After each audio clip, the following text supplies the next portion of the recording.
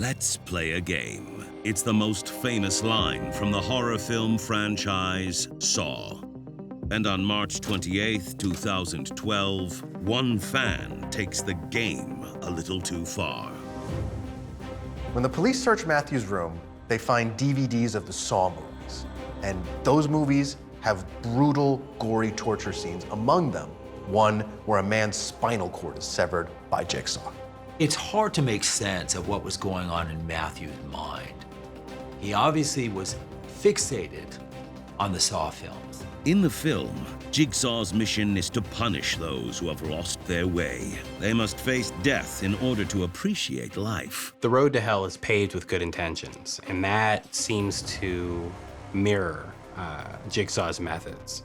Off-screen, Matthew copies one of Jigsaw's most maniacal methods of pain.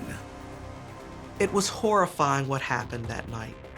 When you actually watch a film and then you think that you can do that, but unlike the film where the credits roll at the end and the individual's name goes up and they walk home, that doesn't happen in real life. And the real horror is that nobody saw it coming. When Jigsaw asks you if you want to play a game, you know your life is about to end. He was about to copy his favorite movie in the most disturbing way possible.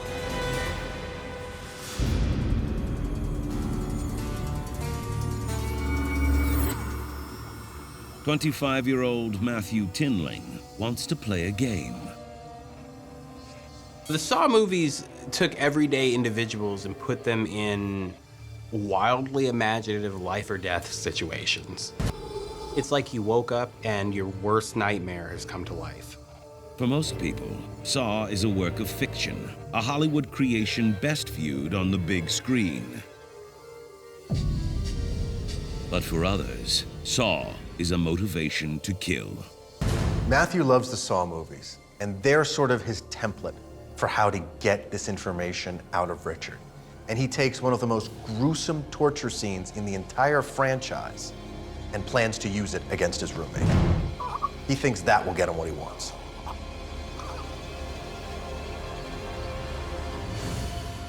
In an exclusive interview with Chief Inspector Colette Smith, a copycat killer from the Saw franchise comes to life. The Saw movies were in Matthew's room. That shows us that, oh, he watches horror movies, may gives a rationale why his propensity to violence. The two injuries on the back of the neck were indicative of a scene from Saw movie.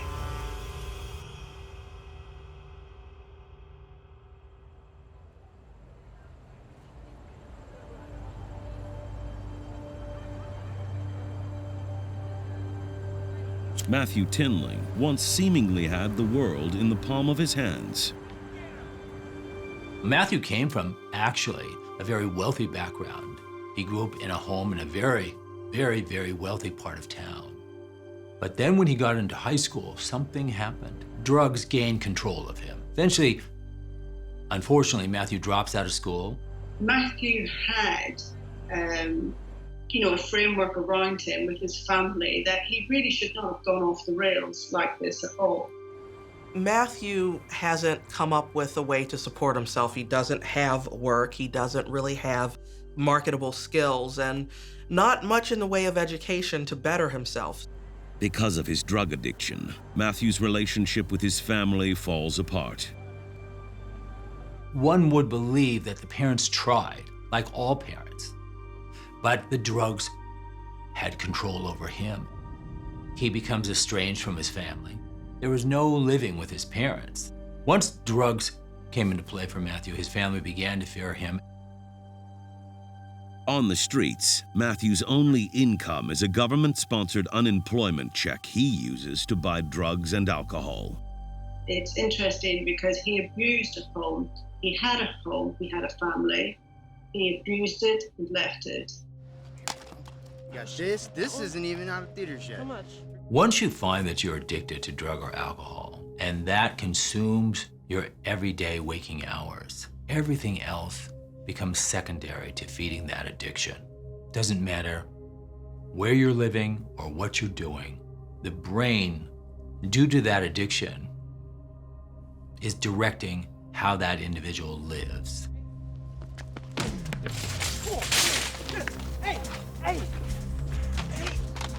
Hey, come on, guys, hey! Screw you guys! But just when it seems Matthew's hit rock bottom, he's accepted into a local program for homeless addicts. This organization had a whole new way of how to approach homelessness. They wanted to give homeless people places to live, places to call their own, and that would help them get on the road to recovery. Well, in order to secure a room in this particular charity, you have to state that you will go into treatment, that you're committed to treatment. You're committed to fighting this addiction. Matthew said he would get treatment and then was placed in this house. I think everything was going well until he walked in. And he clearly had an alternative motive. In a house with other users, it's easy to get addicts to fall off the wagon. If you're trying to remain sober, but you're surrounded by people who are still using, it's going to be very, very problematic. And that can trigger then, of course, individuals to use themselves. Among the group of addicts, Matthew is known as the aggressor. He turns it into everything it should never be. A place where you intimidate, you are violent. Matthew was not a popular individual in the house. He really was seen more like a bully. He was very aggressive. He wasn't particularly social. He was an intimidating type of individual, someone really truly to stay away from. Matthew is described as a horror movie buff with an intense infatuation with one film franchise in particular, Saw. The Saw franchise is wall-to-wall blood and gore and punishment, and Matthew couldn't get enough of that. In each Saw movie, victims must make a choice, follow the rules of the game or die. There's a means to escape, but you have to hurt yourself or maim yourself horribly in some way to free yourself from usually a bound in some kind of way situation.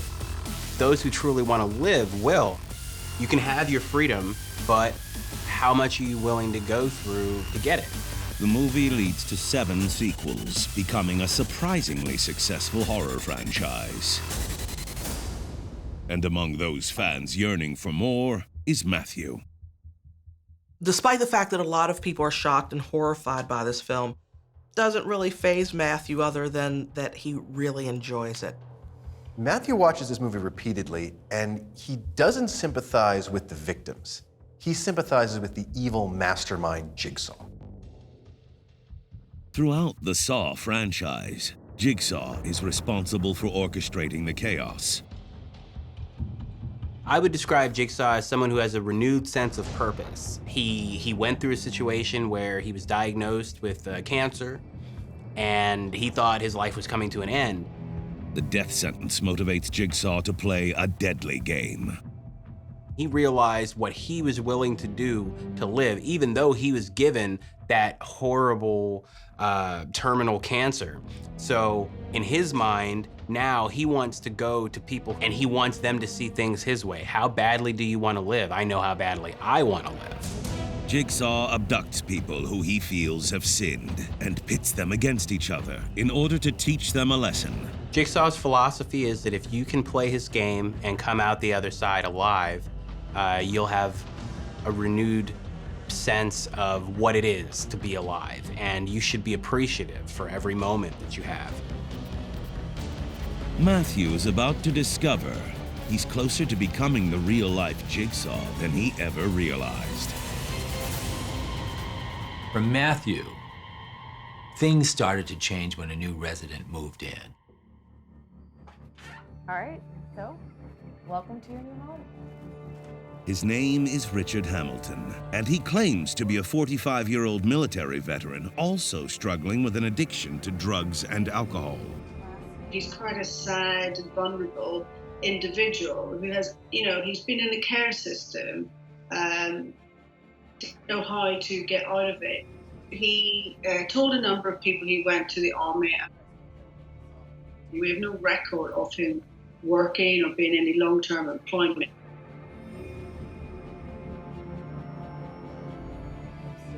The drugs take a toll on Richard's body, leaving him partially disabled and unable to work.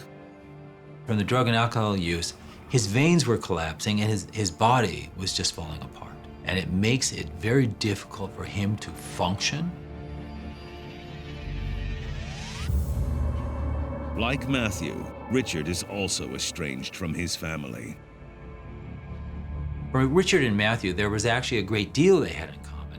Both had a history of addiction, but they also had a history of being homeless. They also had a history of being in isolation.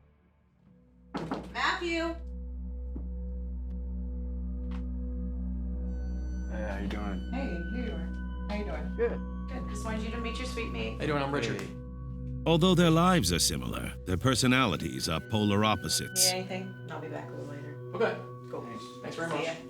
Richard is described as a very shy and quiet person, sort of nondescript and just an easygoing kind of individual. All his life, he actually had nobody. And you could tell that he actually wanted somebody. He wanted to belong. Matthew was truly looking at people who he could manipulate. And so when he saw Richard, to him, that seemed like someone that he could control, someone that he could manipulate.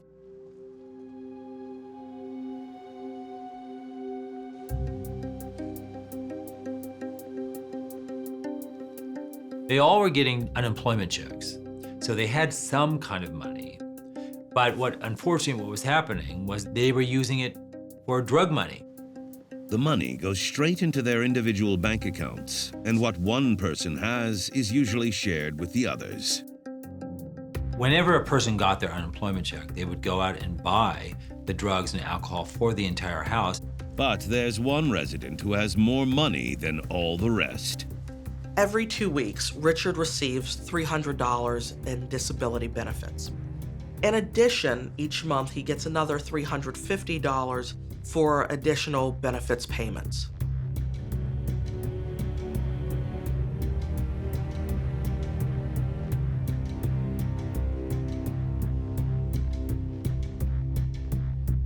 Matthew is jealous of Richard's healthy payday.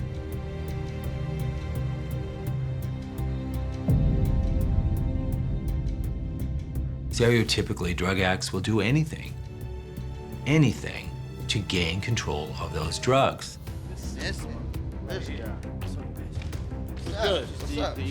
What am I gonna do with that? You know it's 20. What am I gonna do with that? I need this, man. What am I gonna do? Come on, I need money. Customer, come on, man. Okay.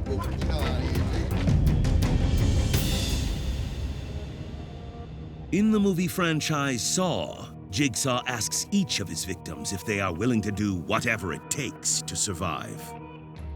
For Matthew, drugs equal survival. He needs drugs. He needs Richard's money. Saw 4 contains one of the most disgusting, gruesome scenes in the entire series. It's that scene. It's that moment that Matthew thinks he can use to break Richard. Matthew Tinling is an aggressive drug addict who will do anything for his next fix, even if that means becoming one of the deadliest horror villains of all time. Jigsaw from the movie Saw. He's basically broke. He's barely surviving on the unemployment check that he gets every month. He's lucky to simply have a roof over his head. Matthew's enrolled in a program that takes homeless people and will give them a place to live, provided they state that they will go into treatment. It could be a great program, but unfortunately, the residents, along with Matthew, are still using. And unfortunately, living in that environment enables them to continue to use. Although sharing drugs and money between the housemates is a common occurrence, one resident, Richard Hamilton, receives a bigger paycheck than the others.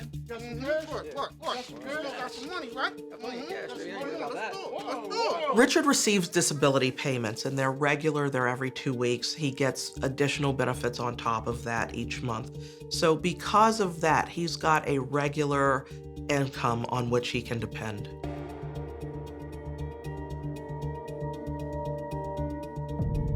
He doesn't throw it in people's face. He doesn't gloat about it. He's very shy, he's very reserved. But when someone needs something, he does offer to help, which is a very generous quality to his personality. I got you. Richard's extra $300 a month seems like a gold mine to Matthew. If you're living in a house where everybody is money hungry and nobody's working and drugs are ruling them, they are going to focus in on the one person who gets a little bit more money than they do. So unfortunately, in that environment, it's going to be very difficult for people not to try to use Richard. Richard was new to the area, and Matthew said, oh, well, you know, I know everyone around here, you don't. And I think Matthew Tindley was acutely aware of the type of passive, vulnerable individual that Richard was, and he used that to his advantage. Matthew really struggles to even buy enough of the substances he craves to support his habits. Having more money means he could indulge whatever drug or alcohol wish he wants, and that's very appealing to him. It's more appealing than recovery. Soon, Richard's money is all Matthew can think about.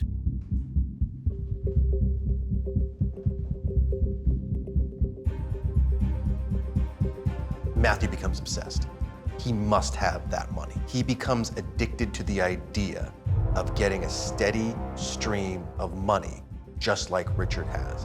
And if he has to take it from Richard, that's exactly what he's going to do.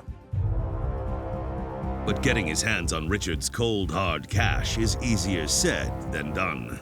The money goes straight into his personal bank account. Well, he needs two things. He needs Richard's ATM card, and he needs his passcode. The ATM card is easy to get. He can swipe it when Richard's asleep. The passcode, though, that's only inside Richard's mind. Matthew knows he needs a plan. Matthew is tantalizingly close to getting what he wants. The key to what he thinks could be his new life is sitting one room away from him. The problem is, it's in Richard's mind, and he doesn't know how to get in there. So Matthew turns to his favorite movie franchise, Saw, for inspiration.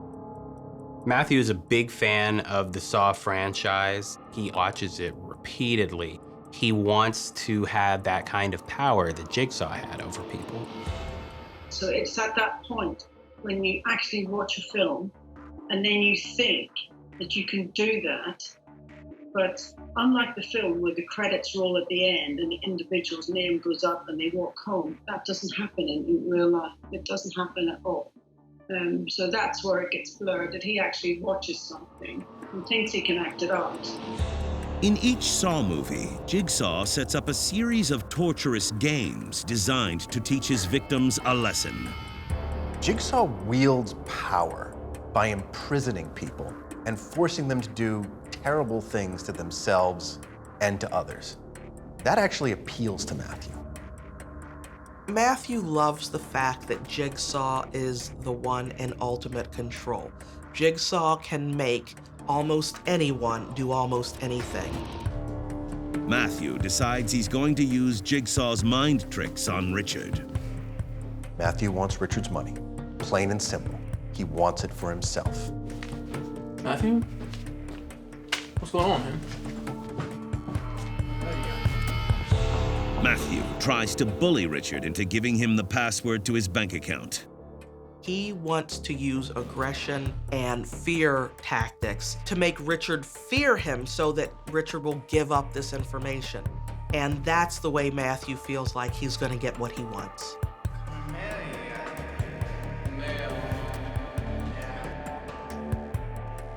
And in the month beforehand, when the other residents hears the violence, it is Matthew shouting, saying, you know, to give him the money and the cards. So Where's all the money?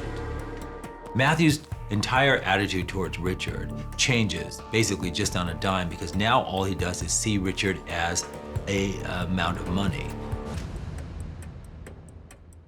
Matthew really became a thorn in Richard's side. Every time he encountered his roommate, he went out of his way to antagonize and upset him. Matthew regularly bullied, harassed, and intimidated Richard. First, he was a roommate, maybe even a friend. Now, he's just a target. Richard tries to distance himself from Matthew inside the group home.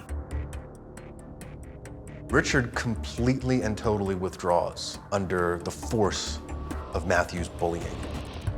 He essentially becomes a recluse. Richard will only leave his room in the dead of night when he feels that he can avoid Matthew and get in and out unseen and unharassed.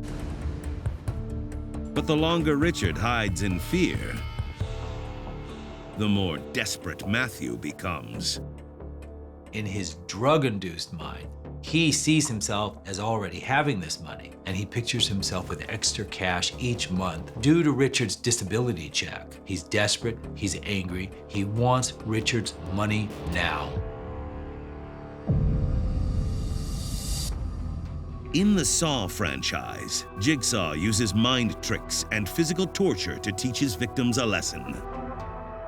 Matthew figures if verbal abuse isn't doing the job, if it's not compelling Richard to do what Matthew wants, maybe it's time to take things to the physical realm.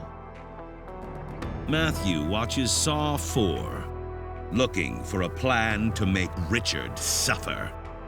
Matthew wants to completely and totally dominate Richard. Matthew thinks that if that happens, Richard will do whatever he says. It's not unlike the Saw movies, where Jigsaw locks away his victims and forces them to do his sick and twisted bidding. Matthew Tinling is preparing to torture his housemate, Richard Hamilton, like the maniacal killer Jigsaw does to his victims in the movie Saw 4. Matthew is a drug addict living in a house provided by a charitable organization. He's envious of another man in the house named Richard, who receives a disability check. Matthew's willing to do whatever he can to get Richard's money. With money comes the ability to indulge whatever drug or alcohol desire Matthew would want. Initially, Matthew bullies Richard, hoping his aggressive behavior will be enough to get his hands on the money. Where's all the money? Matthew needs Richard's ATM card, but more importantly, he's going to need that PIN number. That will allow him to access Richard's accounts, unlock what's in there, and take what he will. Matthew tries to use fear and intimidation to make Richard give him what he wants. But it backfires. Richard just hides and tries to stay away from Matthew. He's no closer to getting what he wants. Matthew feels that if he can get Richard to fear him, he can get Richard to do whatever he says. Matthew thinks that because that's what he's seen in the Saw movies.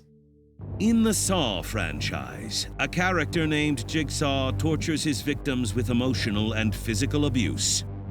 In the Saw movies, Jigsaw is a serial killer, as dubbed by the media, who has been going around and forcing people to play a game where they choose between life and death. And now, Matthew is creating a torturous game of his own, designed to mimic the worst kind of bloodshed in Saw 4. In Saw 4, one of the first people that we see play the game is a lawyer who wakes up with his mouth sewn shut and a chain wrapped around his neck. The lawyer kills another man to survive, but Jigsaw isn't done with him just yet. Jigsaw forces the lawyer to participate in another game where he has to set up a torture situation for Jigsaw's next victims. And if he doesn't follow Jigsaw's instructions, he'll pay. The lawyer does what Jigsaw tells him to because of the fact that he has a cutter trap attached to him. If the lawyer tries to take off running or tries to get away, his spine will be severed. Matthew is mesmerized.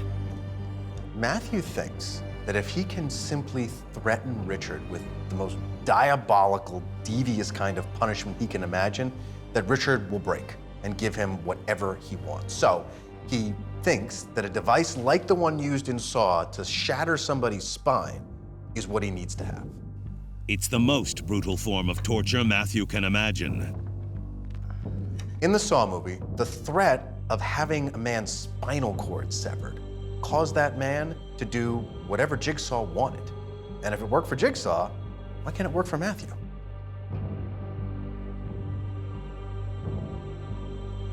Matthew watches the movie over and over again so he can figure out how to build Jigsaw's torture device. But despite his best effort, Matthew is unsuccessful. For someone who wants to copy a movie, there's a great leap from the mind of a writer and a director to the confines of reality. When it comes to surgically attaching a device that hasn't been invented in reality to the spine of a living human being, it wasn't gonna happen. Although Matthew would love to bring Saw 4 to life, he wants Richard's money more. So he can't copy the device. His plan B is he will take a knife and attack Richard and then sever his spine. Matthew surveys what implements are available to him, and he selects the sharpest knife he can find. And then Matthew waits for the perfect moment to become Jigsaw. In Saw 4, Jigsaw stalks his victims before torturing them.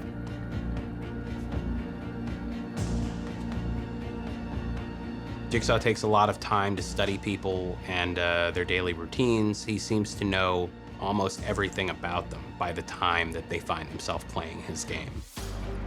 Matthew is doing the same. Can't hide from Jigsaw, you can't hide from Matthew. Eventually, they're gonna catch up with you.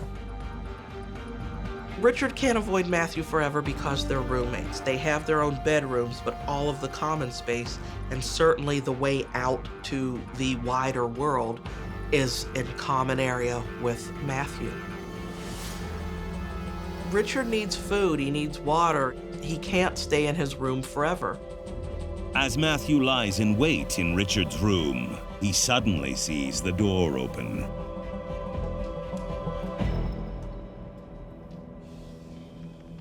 Once Matthew sees Richard's door start to open, he knows the time is now. He needs to seize this moment.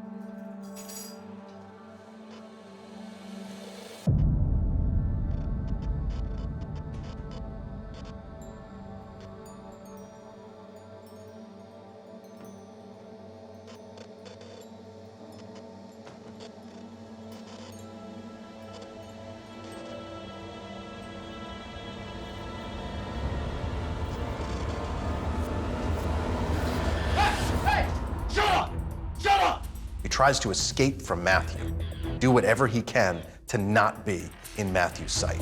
Where's the money? Where's the money? I know you got the money.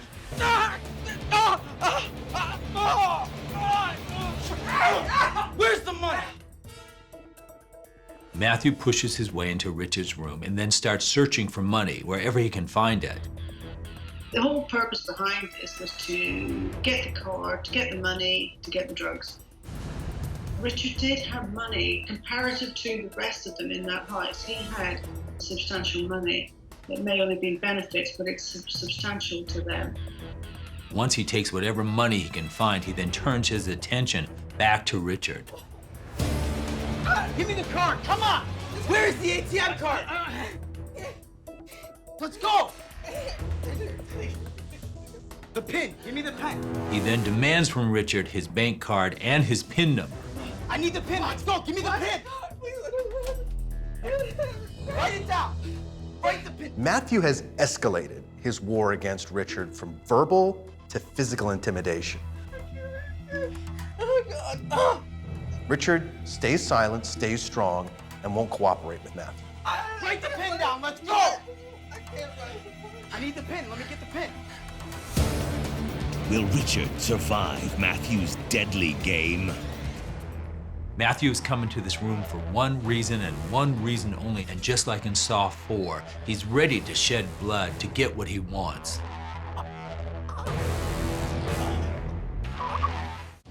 Matthew Tinling is copying his favorite horror movie villain, Jigsaw, as he stalks his housemate, Richard Hamilton, and attacks him with a knife.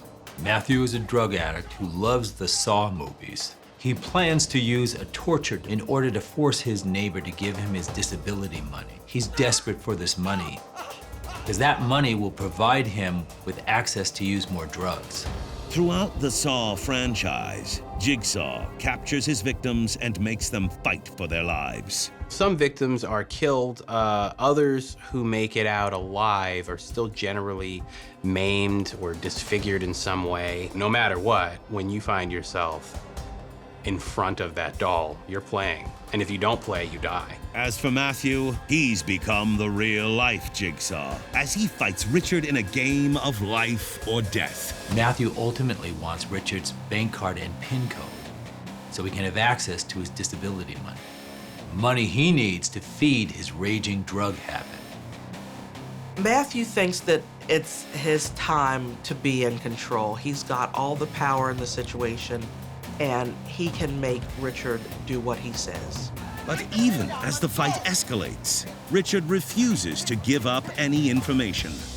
Matthew takes the knife he selected, places it at the base of Richard's neck, and threatens to slice his spine. And then Matthew takes a page straight from the Saw 4 script. He thinks it will help him get Richard's ATM codes. Jigsaw uses the threat of pain to make people do what he wants them to. It is rare that people escape Jigsaw's game or successfully complete it. Like a scene out of Saw 4, Matthew brutally attacks Richard's neck. So he assaults him, doing the injuries to the back of the neck, and by doing that, that incapacitates you. I think it paralyzes you, but from the chest down, because it affects the spinal column. So that shows us that he's premeditated and he's collective in what he's doing. He knows what he's doing. But the plan doesn't work. Richard still doesn't give Matthew what he wants. So Matthew's violence escalates.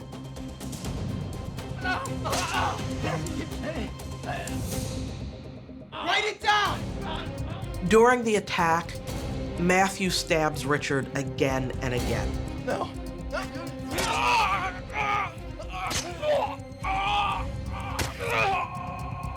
Each strike is more forceful than the last. This was a frenzied attack. Matthew stabbed Richard 17 times in the head, in the neck, in the legs. Blood is everywhere.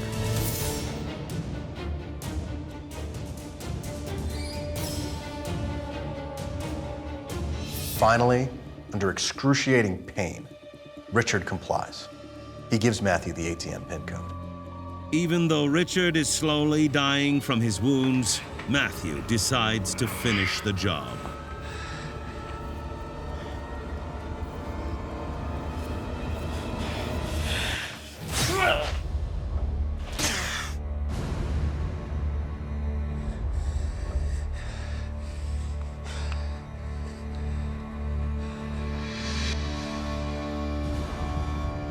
He takes Richard's bank card and leaves him there on the floor. He doesn't even bother to close his door. He knows Richard can't crawl away, so he leaves him there just to die. This must have been a torturous experience. I mean, Richard had a torturous life. But in those moments before he died, he would have been in torment. Back in his room, Matthew cleans Richard's blood off his body.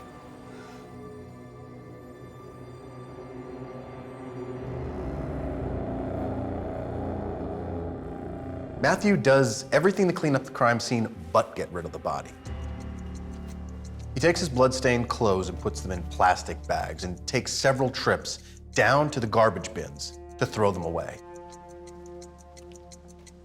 He also cleans his apartment to make sure that there's no blood left there. Then, Matthew spends the next several days binging on drugs while Richard's body rots inside his room. And whatever his mental state was at that time, Matthew neglected to remove the body from the scene. How does anybody forget to move the body? It boggles the mind. He was just so driven to get those drugs and so self-involved, so self-focused that he wasn't even thinking of the future.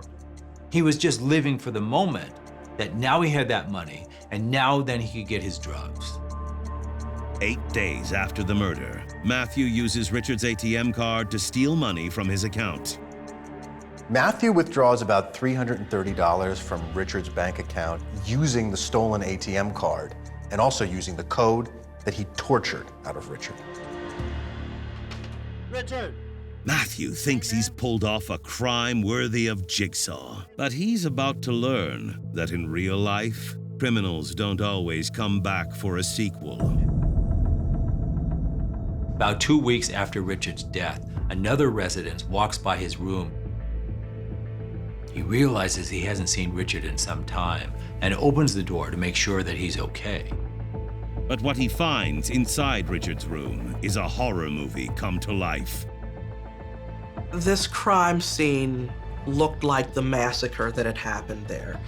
There was blood, there was the stench of death, there was a decomposing corpse lying on the floor. He sees Richard's body and there's blood, and so he knows Richard's been murdered. But he doesn't know who the killer is and if the killer will strike again. And a team of investigators are determined to get justice for Richard.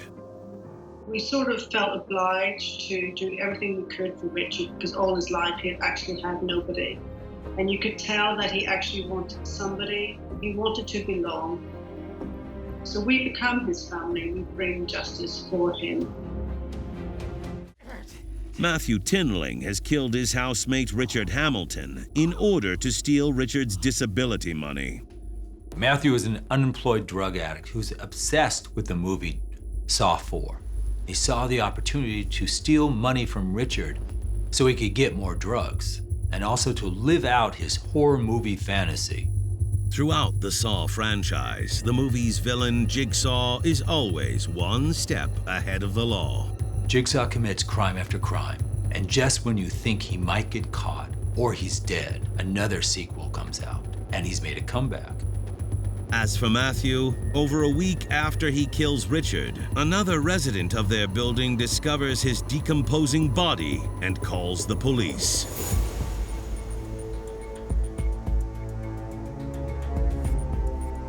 When police get to the scene, it's very clear this is a homicide. They begin to investigate and process the evidence around them, and they want to find out who did this. My God. That bone marrow? The more they look at it, the more they realize that this isn't going to be an easy case to solve. Richard had no close friends. Richard was homeless, living on the edge of society. But despite the difficulty, detectives are determined to nail down a suspect. The police search Richard's apartment. They dust for prints and try to recover DNA, thinking the killer's fingerprints or DNA might be on what they're looking at. The detectives look at Richard's bank statements. And from looking at his statements, they realize he hasn't taken his money out in some time. And that's when everything begins to fall into place. With Richard, usually when his money was deposited, he would go to the bank and take out some from his account. But the detective noticed that this last time, that wasn't the case. The money sat there for a while until it was taken out. What's more, Richard's cash withdrawal happens days after detectives believe he was murdered. Richard could not have taken out the money because he had already been murdered. But if Richard didn't withdraw the money, detectives need to find out who did. As police investigate, they realize that there's a security camera across the street that picks up Richard's apartment. Police immediately review the footage. They're shocked by what they saw. The police look at the surveillance footage and they find something that's small, but it breaks the case wide open. They see the curtains in Richard's apartment flapping back and forth in the middle of the night. The body was near the window. There was obviously a struggle. This camera has captured the moment of Richard's death. So the forensic strategy there and examined the curtains, and it was then we examined the curtains and did the blood pattern analysis, etc. We could see that there were stab wounds or slash marks on the curtain, which had Matthew Tindling and Richard's DNA. But it's what they watch next that closes this case for good. The security camera also picked up Matthew heading to the garbage bins, throwing out the evidence. The footage shows him going back and forth to the garbage bins multiple times. And Matthew's associate also has interesting information for the police. There's an argument between him and another drug user one night. And this happened on 2 separate occasions. And just to get the other individual to be submissive and to intimidate him with violence, he tells him, he says, well, I've already killed someone. And he describes how he did it. And you know, he's clearly getting gratification in giving that account. Detectives obtain a sample of Matthew's fingerprints in hopes to find additional evidence. Police were able to match DNA and fingerprints from Matthew with the DNA and fingerprints they found on Richard's wallet. Matthew is arrested and charged with Richard's murder. Yeah, when I met him, I thought, you are just absolutely evil. You are evil. You have no remorse. You are sadistic, and you take great pleasure. And you are the only person that I have ever dealt with who takes pleasure in inflicting pain in my career. Police quickly put together the motivation for Richard's murder. When the police search Matthew's room, they find DVDs of the Saw movies. And those movies have brutal, gory torture scenes, among them one where a man's spinal cord is severed by jigsaw.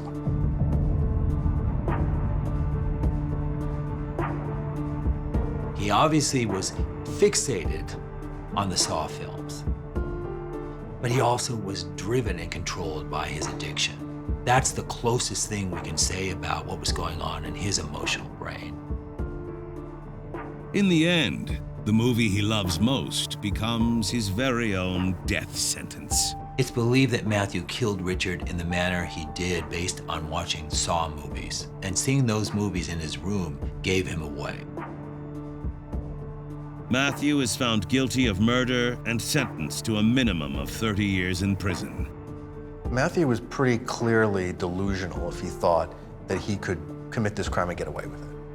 It seems as though the line between fiction and reality started blurring for Matthew.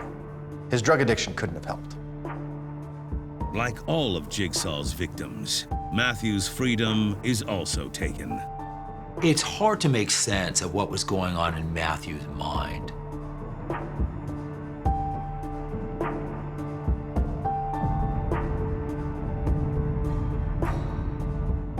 And in the end, we just can be grateful that he's in prison. In the Saw movies, you never quite see the last of Jigsaw. He always comes back. Hopefully, Matthew will not be returning for a sequel.